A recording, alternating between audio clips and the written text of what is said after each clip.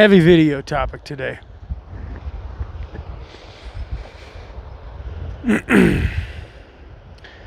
going to be a little different than my typical content that I would put up normally. Before we get into it, I have one favor to ask, and that is that you pause this video real fast, share it, like it, subscribe to it, comment on it. If you don't feel comfortable hitting like on a video, you don't even know what it's going to be about, don't worry about it. If you don't feel comfortable sharing a video, you don't know what it's going to be about, don't worry about it.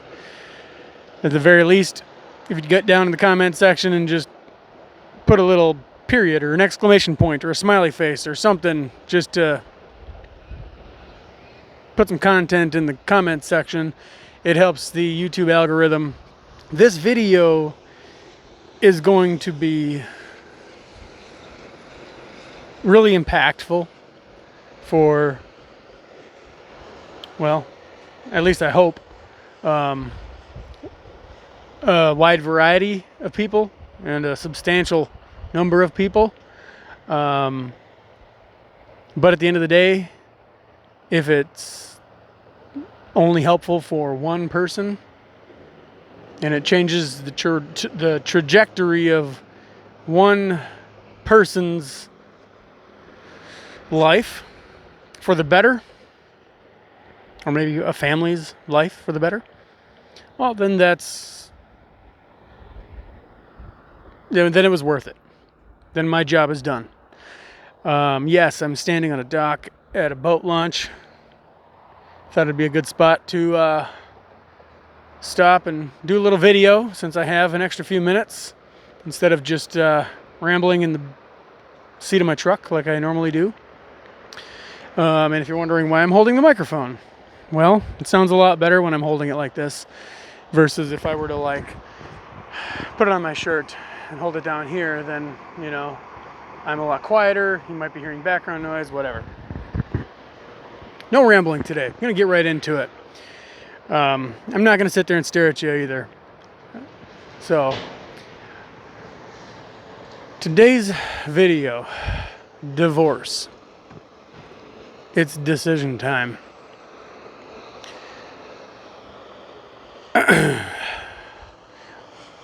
The inspiration behind today's video topic is not, I'm sorry to burst your bubble and disappoint some of you, that I am currently in this situation. The inspiration behind this video comes from the fact that I'm a thinking person. And I was thinking while driving that there are a lot of people in this situation every day, all around the world, especially in our country, where the divorce rate is over 50%. And I was raised by a single mom. My parents got divorced when I was a year old. And I have been married for going on 16 years. And if you have been married for 16 years and that hasn't been a conversation in some context, what are you doing? Because you need to start selling those pills you're taking or whatever, what's in the water you're drinking. I don't know.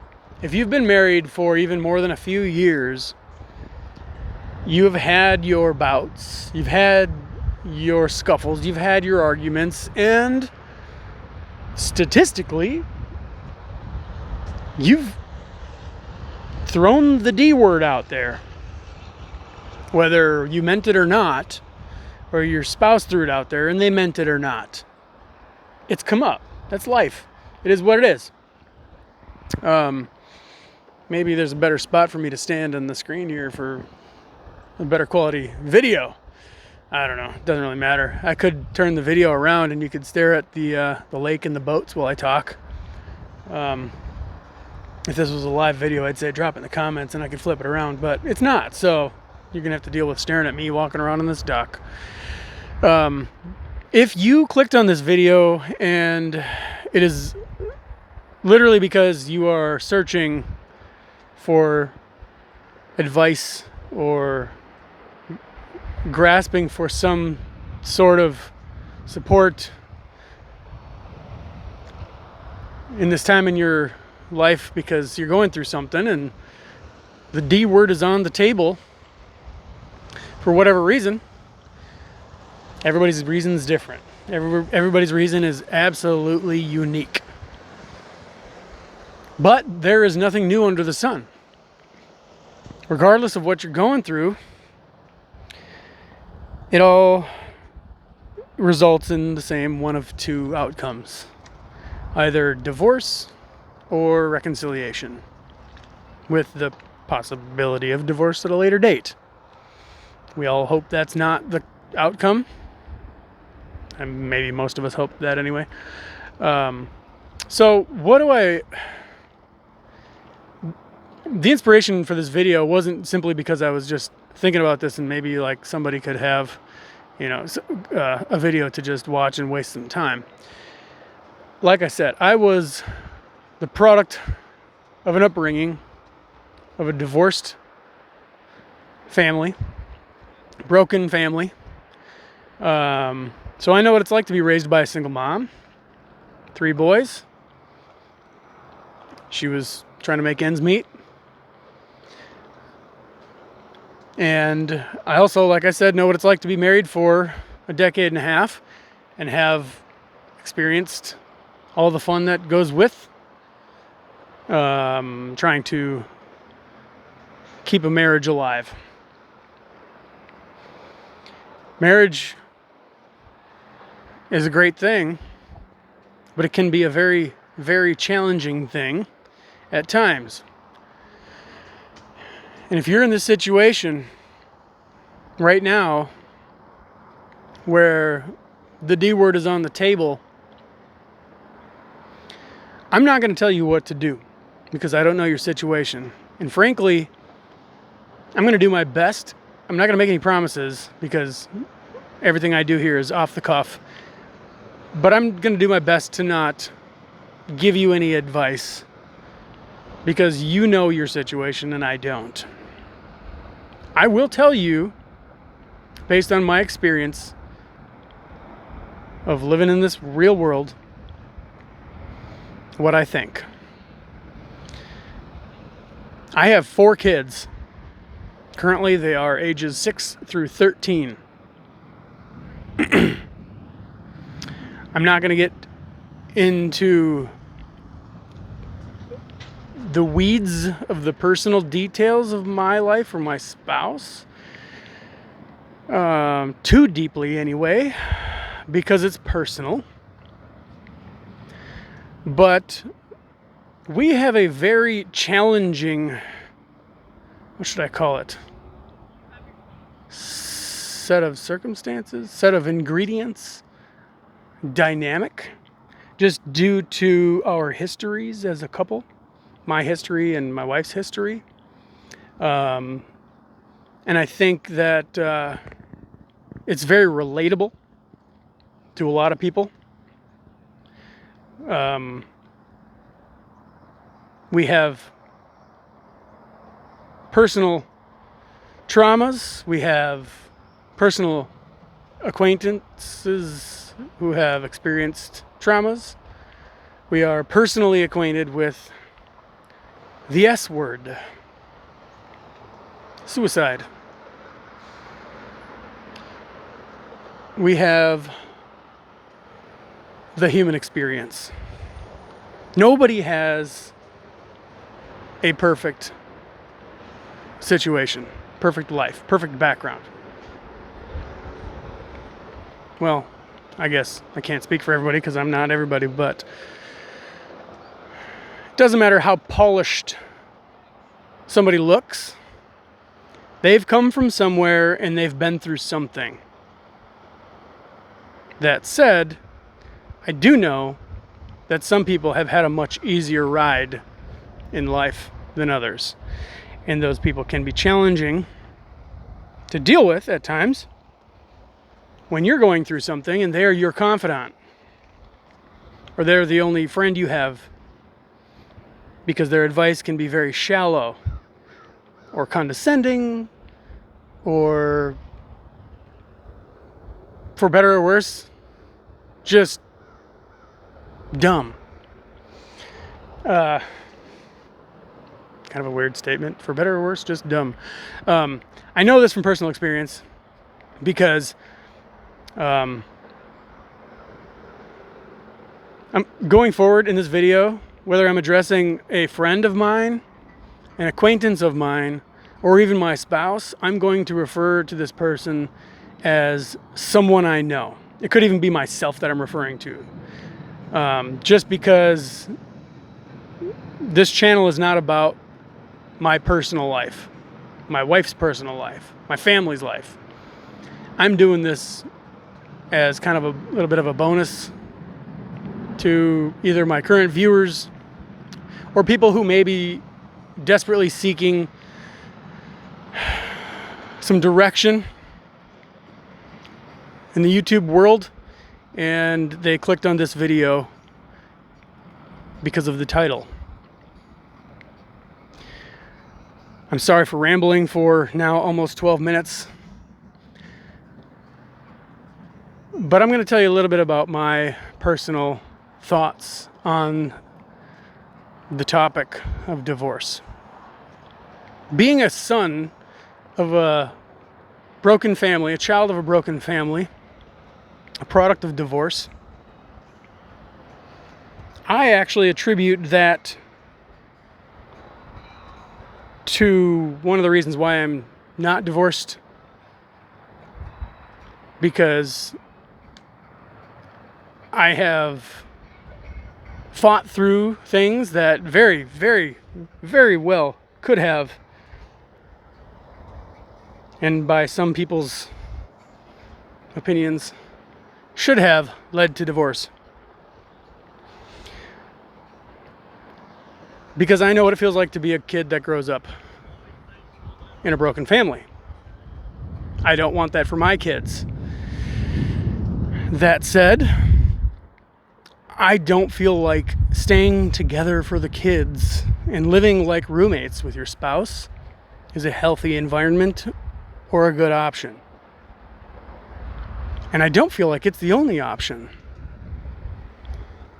When we go through things at times that are potentially the last straw, and the options on the table are divorce or stay together as roommates and pretend like everything is fine for the kids until they're old enough where you think they're not going to be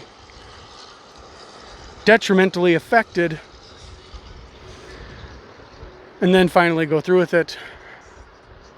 I don't think that's a good option.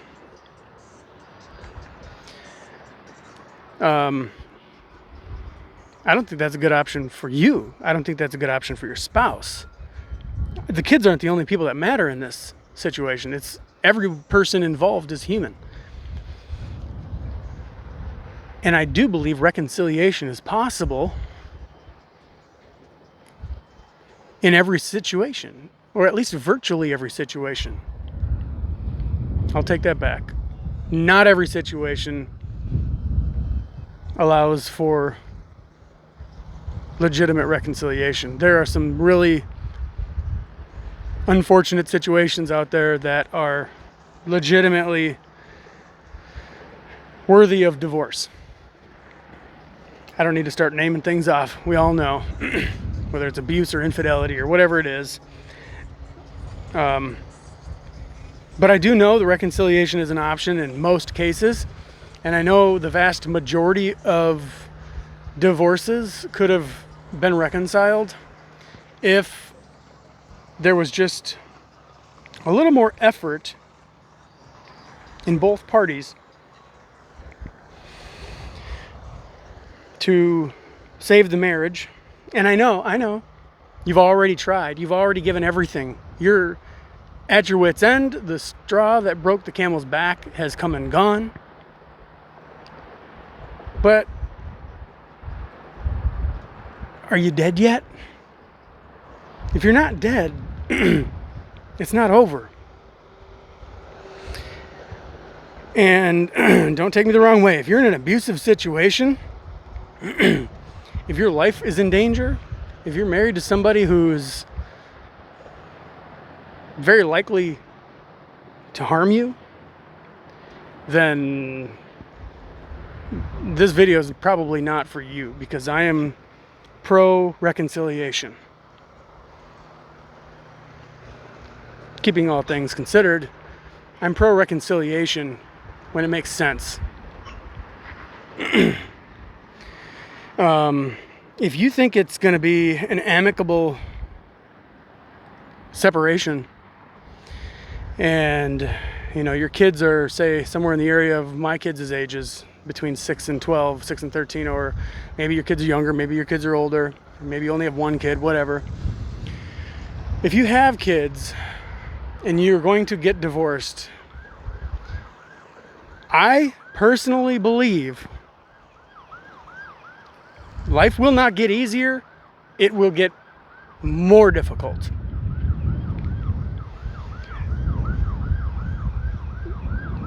I will go back to what I said previously.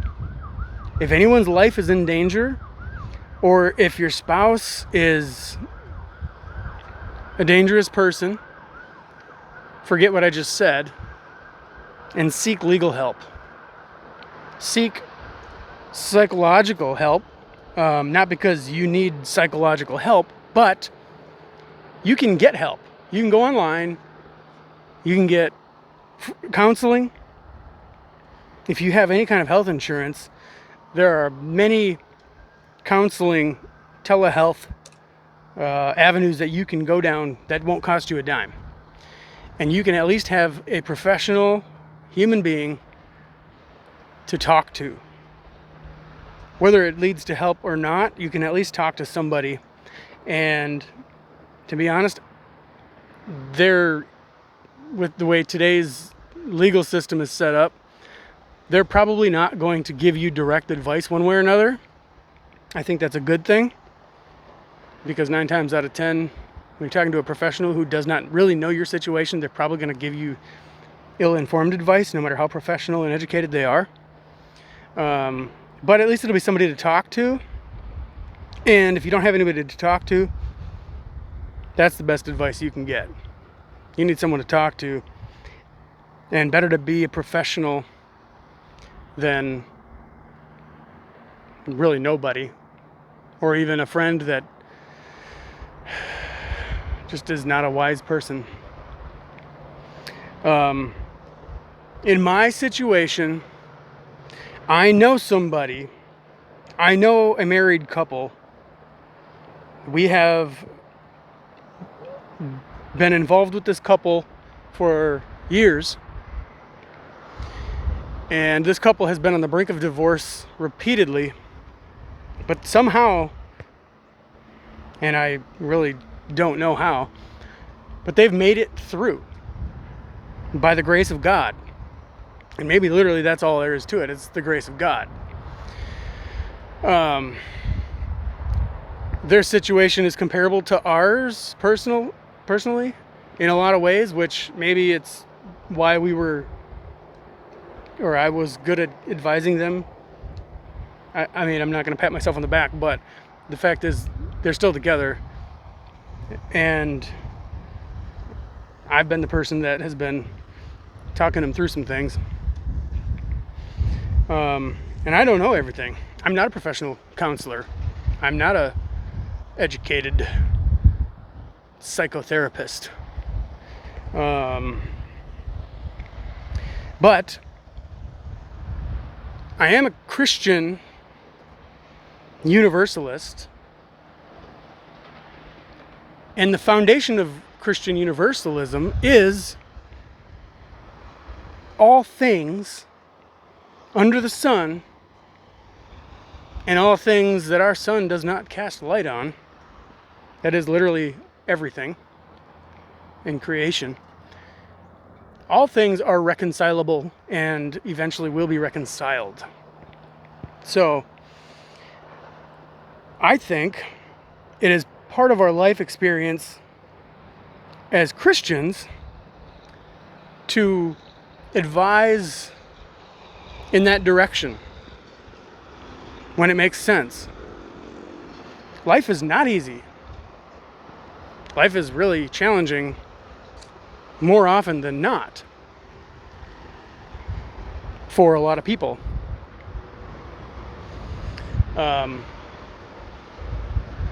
My kids don't deserve a divorced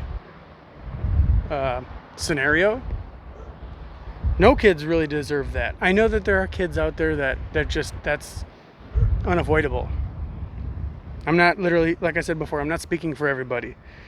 I'm definitely not speaking for the kids of single parents that were just, dad isn't around and they've never met their father, or one of their parents died, or whatever. I'm talking about your, I was gonna say typical, but there's no such thing as typical.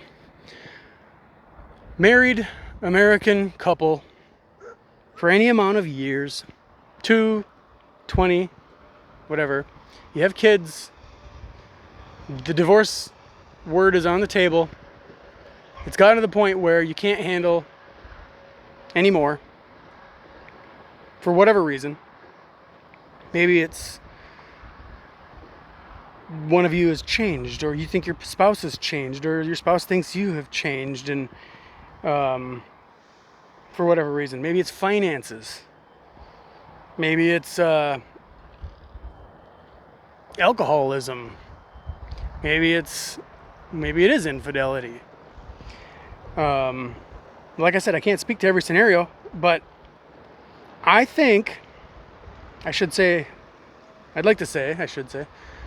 know that if both people are willing to make it work and work on it, it's reconcilable. I know there's problems with trust if there's infidelity, especially when the person who was the cheater wants to try and make it work and the other spouse can't trust anymore.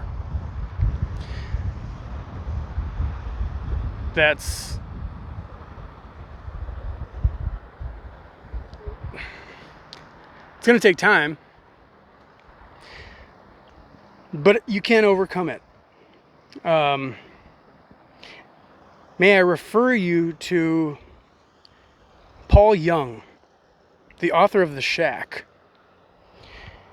There's some YouTube videos you can look up called The Shack Revisited. It's like a 5-video series, and as of the time of this video, I think that series is like 6-7 years old, somewhere in there. But Paul opens up about his past, his infidelity, his affair, and then his eventual reconciliation with his wife. It was not pretty. And it took over a decade to really even begin to quote unquote fix things, or to have some normalcy back in their life.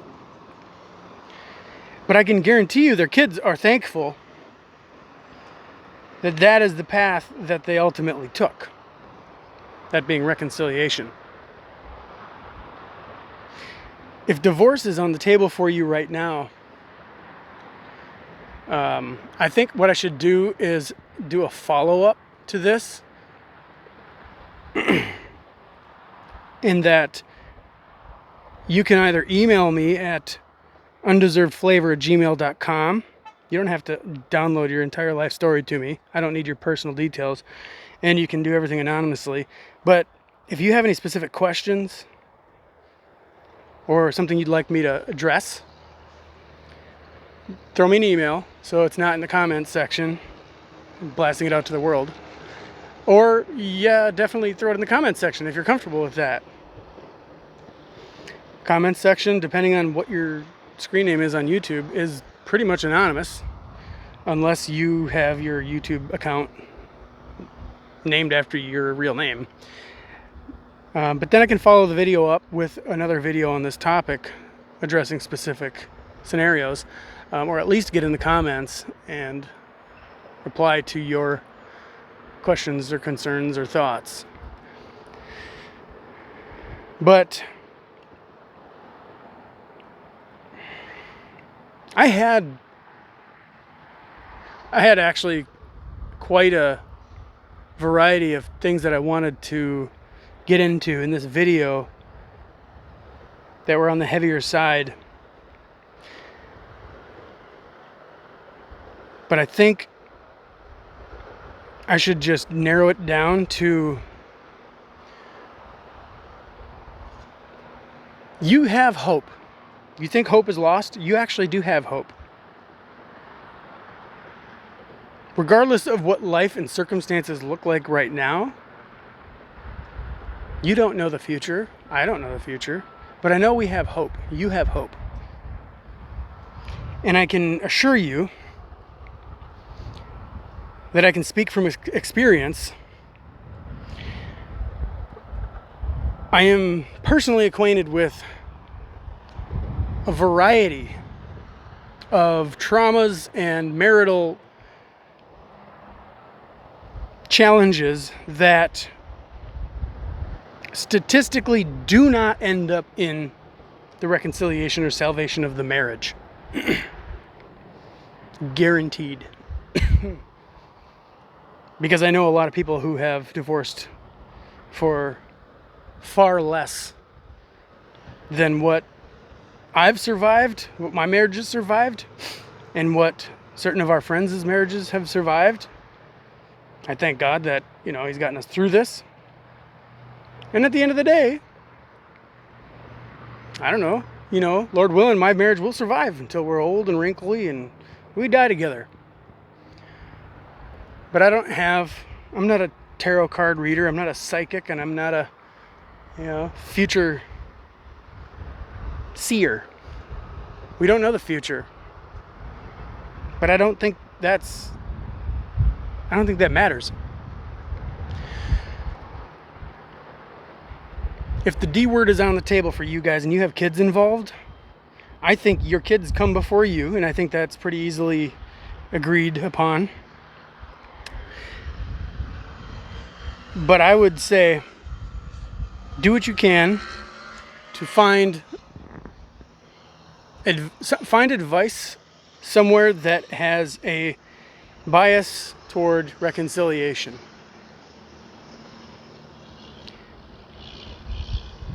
If you try to go find a lawyer just to get your things in order, you're now working with people who are focused on getting your money.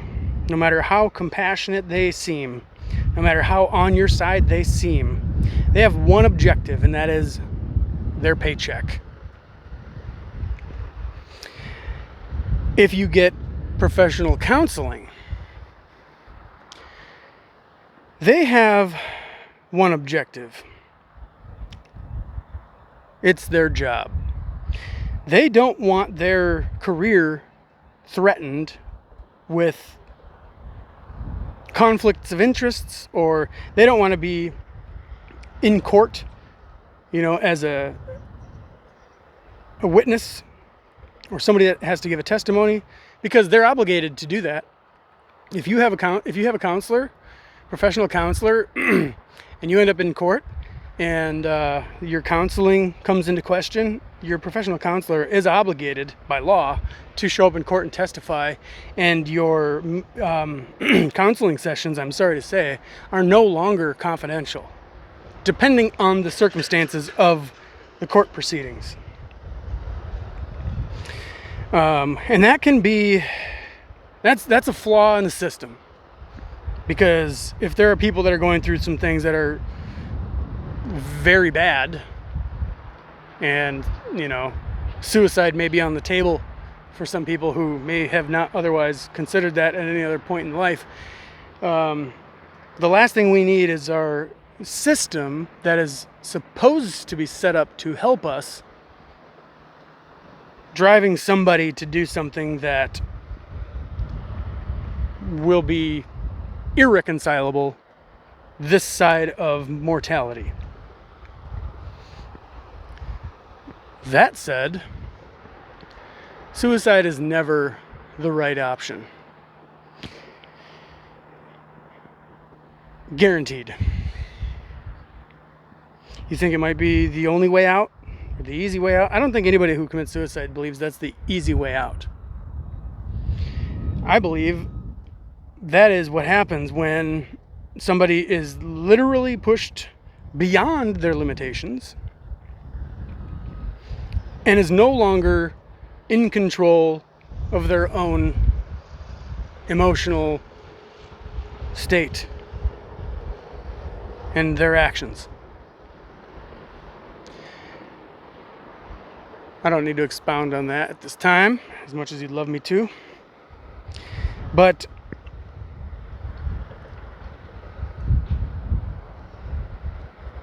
that's never the best. That's never a good option. It's never the best option. It's never a good option. Life will get better. Even if you do end up having to divorce. Even if your children suffer, which they will, it's inevitable. But life is it's always going to involve some form of suffering. I know I said I'm pro-reconciliation, and now I sound like I may be, giving you hope in, an outcome of a divorce, but I'm not here to give you advice. I'm telling you that no matter what happens, things will get better.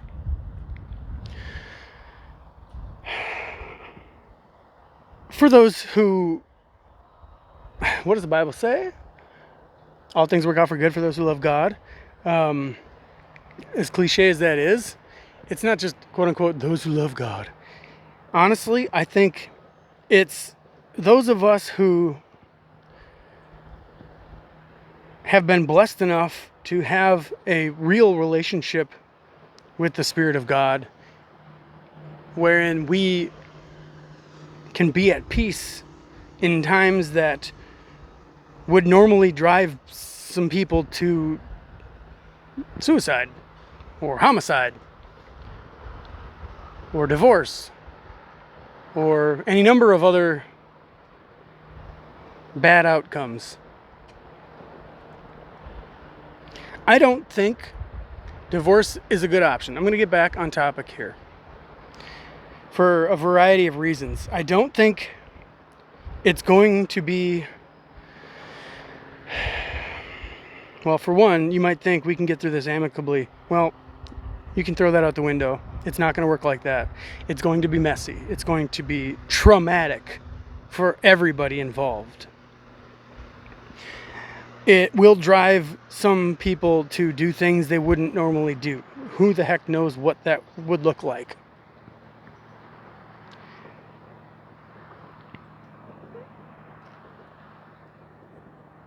That said, if your spouse continues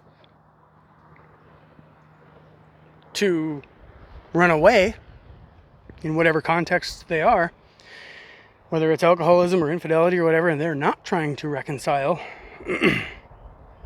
or maybe they're abusive, or maybe it's all the above, and your only option is divorce because you're just basically sitting in this prison, well, then maybe you got to put divorce on the table, and maybe you need to get legal advice and protection before you put it on the table so your spouse doesn't do something uncharacteristic, or maybe they do something characteristic, which is what you're afraid of. But at some point, maybe you have to threaten that. I mean, you have to be smart about doing any of this, because the last thing you want to do is just throw it on the table and say it's happening, and you got papers ready and you're about to serve them, and and just cause an explosion. Think of it as like defusing an explosive. Not only are you defusing an explosive, you're not wearing any protective gear. As if that would help you anyway.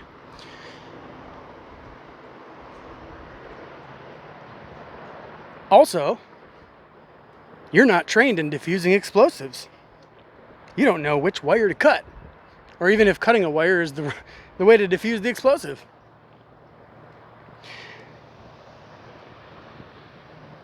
You need to find a quiet place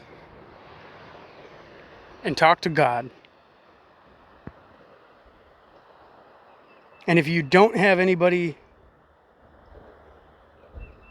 that has a solid spiritual, godly foundation to talk to, that's where you need to go for yourself.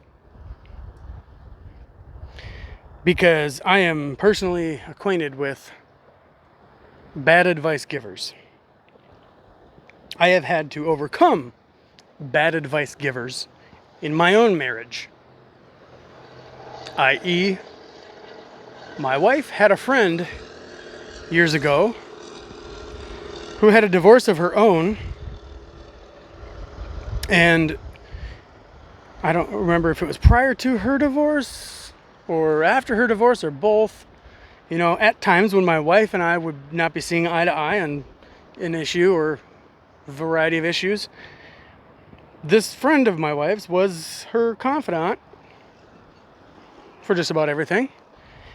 And her advice was terrible. And if my wife and I are not seeing eye to eye, who am I to say your friend is giving you bad advice? Yes. Go ahead and laugh. I'd like to say we've all been there, but I don't think we all have. But if you've been there, you know what I'm talking about. And that can be very challenging and unsettling. But if you have, I don't want this video to take all day. If this is your scenario, if this is your dilemma right now, I think number one, you're probably already doing what I'm advising you to do, and that is seeking God and praying. In saying that, you're probably already at your wit's end with, quote unquote, God's not answering my prayers. Or it seems like God is silent. Or it seems like God doesn't care. Or why isn't God coming and helping me? You know what? He is. He's right there, in you, with you, and around you. He's also right there in you, with and around your spouse and your children and your entire scenario, like your entire circumstance, all the things you're going through. You can't see from every angle and from every perspective of existence and eternity. This is where faith comes in. This is where faith is tested.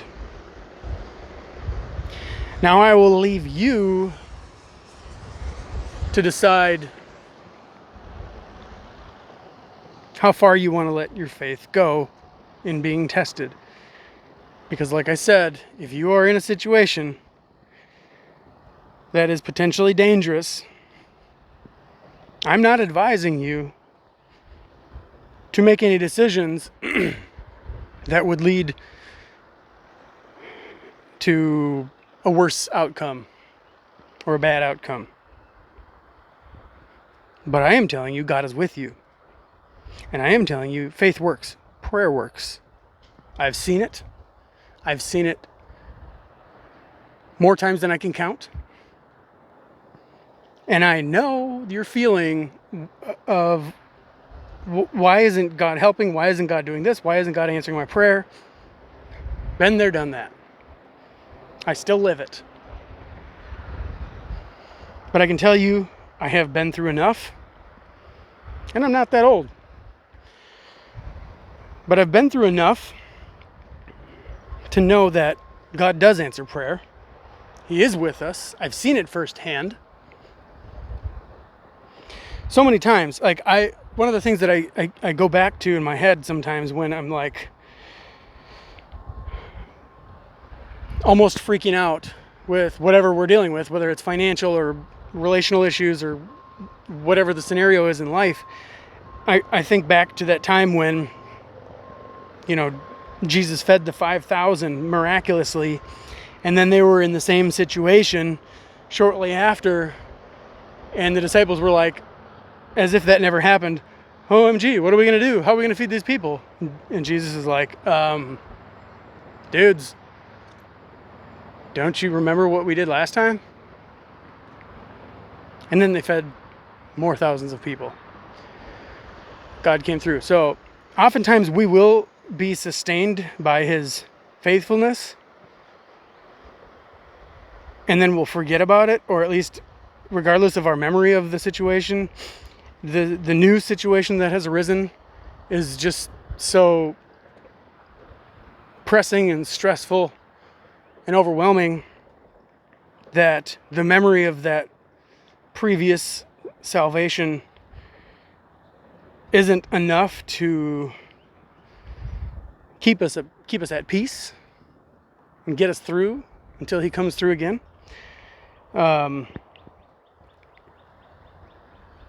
I think I am an outlier in many ways, in that my life has been just a cycle of experiencing really difficult times, having to put my faith and trust in God, seeing my prayers go seemingly unheard or unanswered, and then waiting and waiting, and either doing what I can to do in my own strength and or simply leaving it in the hands of the Lord, and then boom, he comes through. Whether it be at the last minute or what I would term just past the last minute, or maybe somewhat beyond the last minute. Life has changed because he didn't come through on time. But then somehow or some way, he popped in again and showed up. There's been times in years past where we were struggling financially to the point where it was like, the rent or the house payment wasn't going to get paid. And I'm just thinking, well, he'll come through last minute. And last minute came and gone. And now we go through the whole, we're angry at God, or I'm, angry at God for not coming through, or wondering, where are you now, God? Or, and life changes. And then all of a sudden, before you know it, whether it's a month or a year or 2 years or 5 years later, life is better. Or at least life is different, and its challenges are different, and something new comes up. It's always something. It's always something. What did Jesus say about experiencing trials in this life? You know what? One thing that I can't wholly criticize the typical Western church for, because on this channel I almost find it like a hobby to dismantle the system of organized Christianity in every way that I possibly can, because I feel like it's all just well, anyway, I'm not going to get into it now. But one thing that I actually do agree with is that Jesus did say, in this life we will have suffering, we will experience trials. But do you remember the rest of that verse or the passage? He's always going to be in it with us.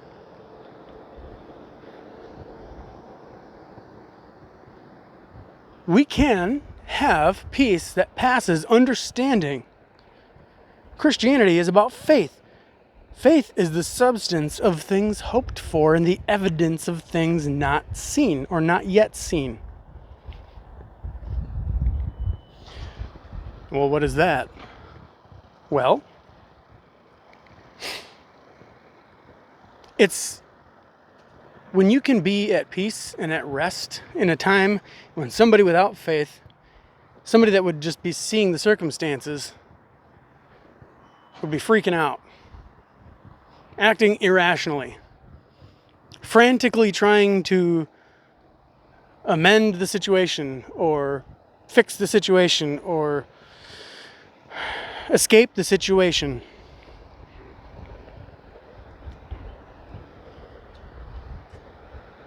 You can have faith. You can be at peace. Peace is available. I think that is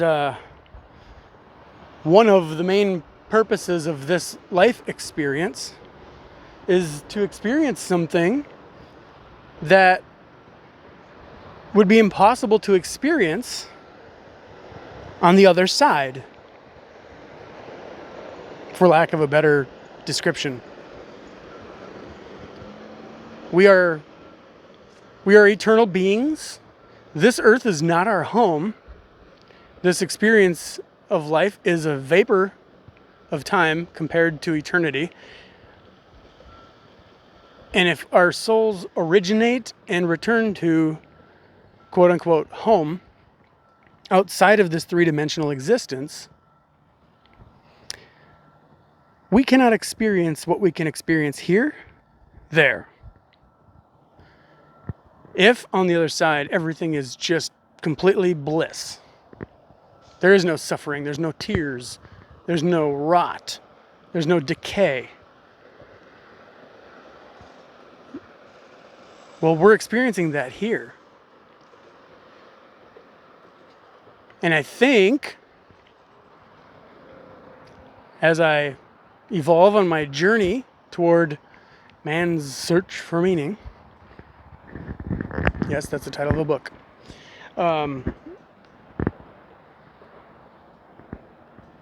it is the tendency of the thinking person to search for the purpose of life and the meaning of life. Well, I have come to believe, and I hold this belief very loosely because it's not eternally relevant, but I believe that we're here to experience things we can't experience on the other side as eternal beings in bliss.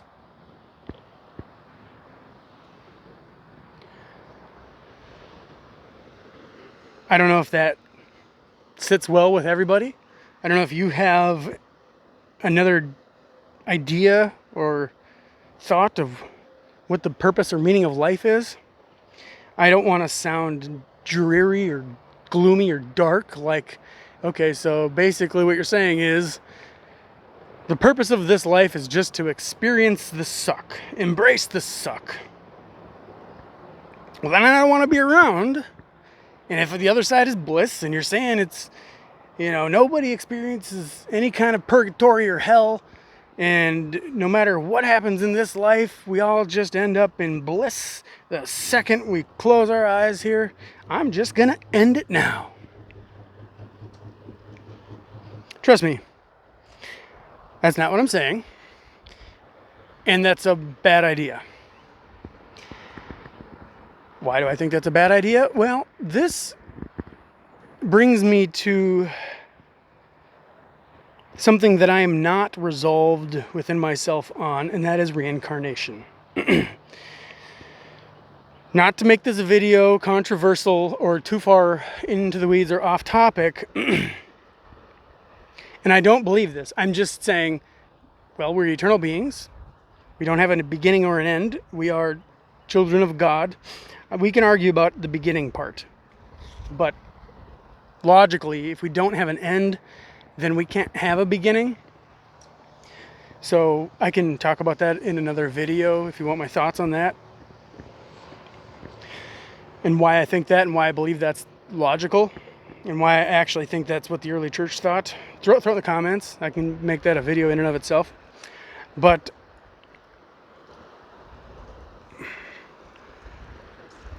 I think there's a chance that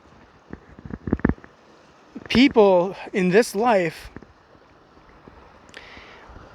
okay, let me go at it from this angle. Since I've actually become acquainted with thousands, when I say thousands, I've completely lost count, and I can say for a fact it's over 5,000 near-death experience testimonies. I have come to think, not believe, that there is the possibility that we had a role in designing this life experience before we came here. I don't know to what extent.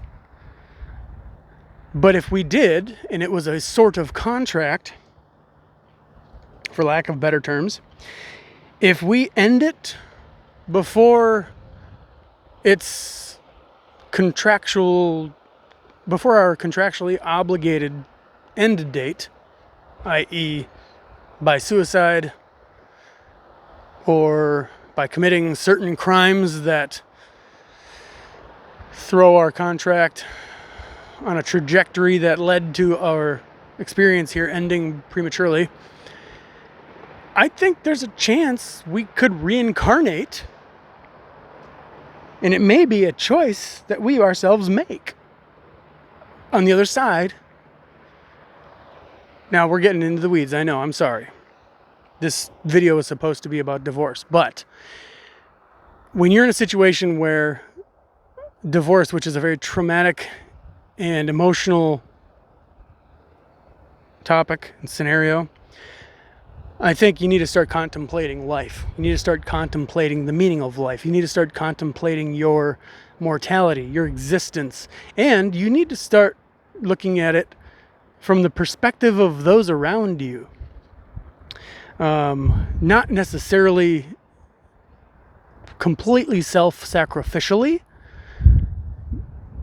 but you need to value yourself as much as you value those around you, and you need to value those around you as much as you value yourself. And I know that's probably really challenging to do in a time when your experience is overwhelming. But like I said, peace is available. You can have it. There's a good chance you're watching this and listening to this right now because God literally put you here, and He's trying to flash the laser beam of the bat signal in the sky toward you, saying, I am talking to you. You're not listening.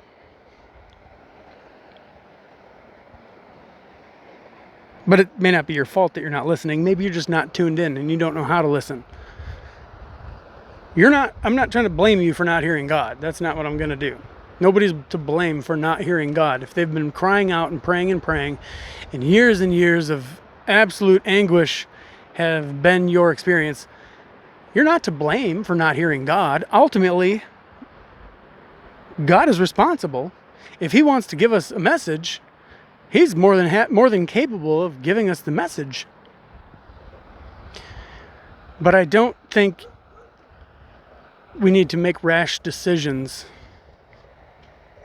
Well, I take that back. I know we should never make rash decisions when our emotions are essentially dictating our thoughts. And I'm here to tell you that God is ready, willing, active, and present to give you peace in this time. And reconciliation is the goal, on earth as it is in heaven. What did Jesus say on the cross? Father, forgive them, for they know not what they do. Peter outlined it in the book of Acts. The plan of God is the ultimate reconciliation and restoration of all creation. The Greek word is apokatastasis, if you're not familiar with it. So I think the challenge of this life is to overcome. I mean, that's completely biblical. If, the biblical is your thing, if the Bible is your thing, if the Bible is your ultimate authority, if you regard the Bible as the Word of God, Our challenge in this life is to be conduits of bringing heaven to earth. What is the goal of heaven? What is the goal of Christ? What is the goal of God? Salvation. What is salvation? Reconciliation and restoration. How many people did God want to save? Everyone. I don't remember the number of passages in the Bible, but there are a lot that allude to and directly say that it is God's will that none perish. There's at least one that says it verbatim. But it is clear throughout Scripture. That's my favorite statement. The Bible is clear. It is clear throughout Scripture, from cover to cover, that it is the will of God that none perish. What does it mean to perish? Well, let's get into it. My personal definition and understanding of perish is to live this life experience and sufferings, go through sufferings and trials without the peace that passes understanding, and without the knowledge that we can bring heaven to earth, without the faith and knowing that we can influence our experience and reality as children of God, as creative spiritual beings with authority over the elements. And when I say authority over the elements, I don't mean the carnal, in the carnal context, with like kings and peasants and hierarchy. I mean, love is the currency of all that is. Love is the currency of the universe. Trees can work on your behalf. The weather can work on your behalf. Spiritual messengers, yes. Ontological, invisible beings can work on your behalf. But they're not going to do it if you're just throwing commands out like your typical Pentecostal or charismatic Christian thinks they can just command things to do what we want. No, love is the currency of the universe. If you have an other-centered, self-giving heart, and your heart is in the right place, then the universe will work on your behalf. And when I say universe, I literally mean anything within the universe. And I don't mean that from a new agey context. God will work on your behalf. He wants to. He does not like to see you suffer. He is suffering in it with you. But that can change. The goal of heaven is to bring heaven to earth. Peace on earth. Goodwill toward all.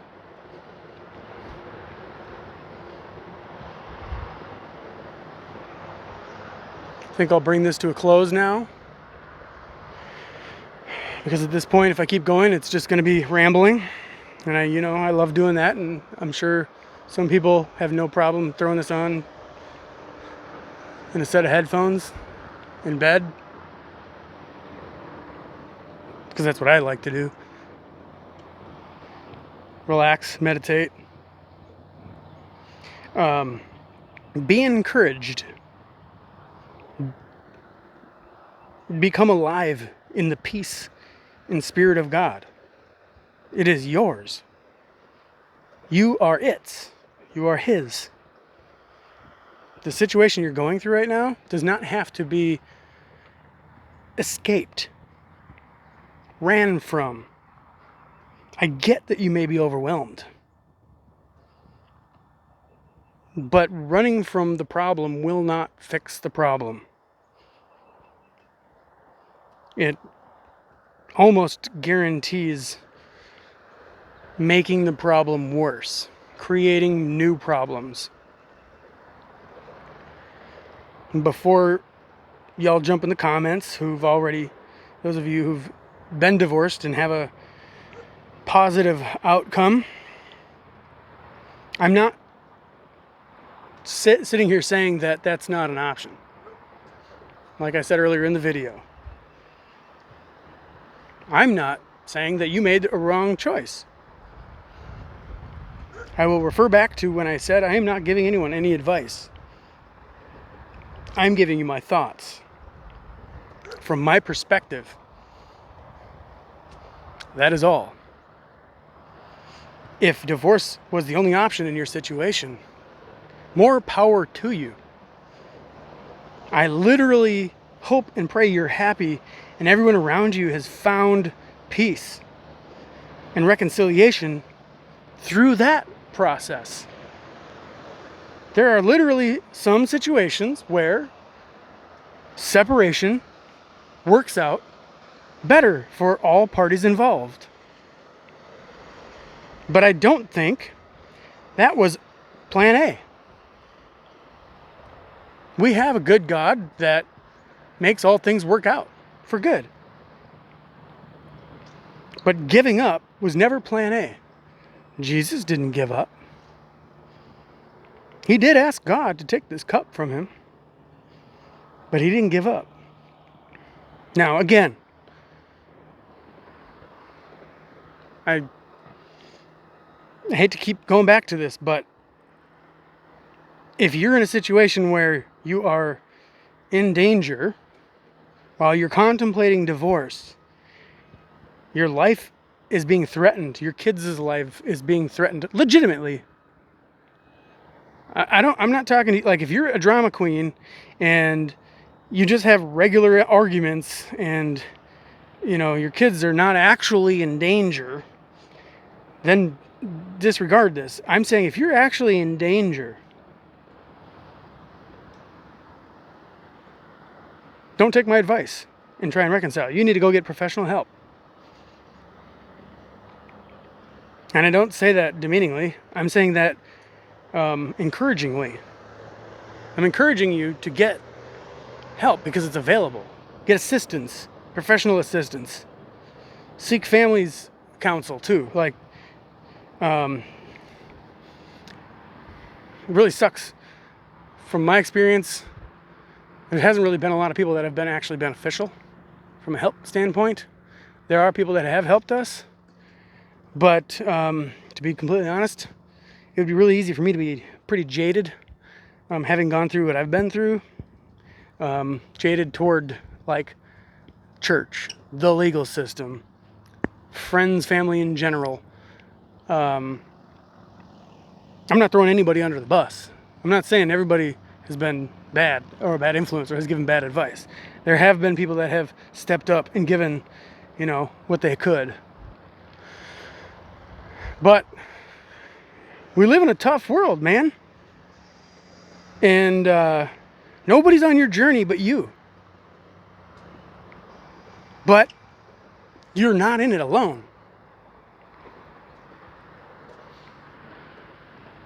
You're never alone. You have the Holy Ghost. You have angels. You have the host of heaven. You have deceased loved ones. You have a good and loving Father that'll never leave you or forsake you. And no, he didn't forsake Jesus on the cross. Jesus was crying our cry when he said, Father, why have you forsaken me? My God, why have you forsaken me? That did not mean God forsook him. God was literally in him, experiencing the trial with him and through him. He was crying our cry from a state of human carnal blindness and faithlessness in a moment of being utterly and completely, maximally overwhelmed with his current situation. I'd say put yourself in his shoes, but you really can't. Few people to ever live could put themselves in his shoes on the cross after being scourged to the point of being unrecognizable. He was crying our cry.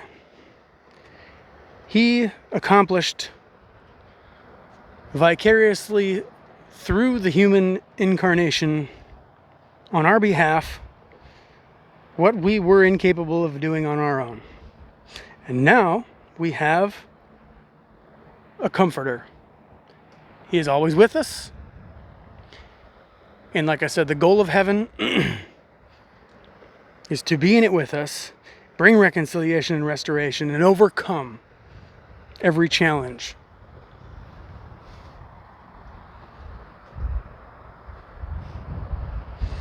And I can tell you right now, sometimes that really sucks. But we have the victory. We have hope. Yes, there's light at the end of the tunnel. Yes, you can experience peace. Go after that peace that passes understanding. Let me know what you think in the comments. Hope I could help somebody today. Like I said, I did not get into everything that I had in mind to get into, as far as like some personal details and details of personal acquaintances that, you know, I thought maybe beneficial for potential viewers of this video to relate to. But I decided if there are viewers of this channel or of this video, they're going through something, it would be more beneficial if those people, if you wanted more advice or interaction or more talk on the subject, you could email me, undeservedflavor@gmail.com. Undeserved flavor, not favor, flavor with an L, at gmail.com, or get in the comments section. And if you've gone through a divorce, or if you've gone through a reconciliation that avoided divorce, and you have something encouraging that you could leave for the world, then you are a value and an asset to society, and you should be speaking. And the place you can start is literally in the comment section of this video. And no, I'm not monetized. I'm not making any money. So I'm not doing this for my personal gain. Okay. Appreciate y'all. Been in it for over an hour. We'll see you in the next one. There's a reason I say taste and see that the Lord is good. Peace.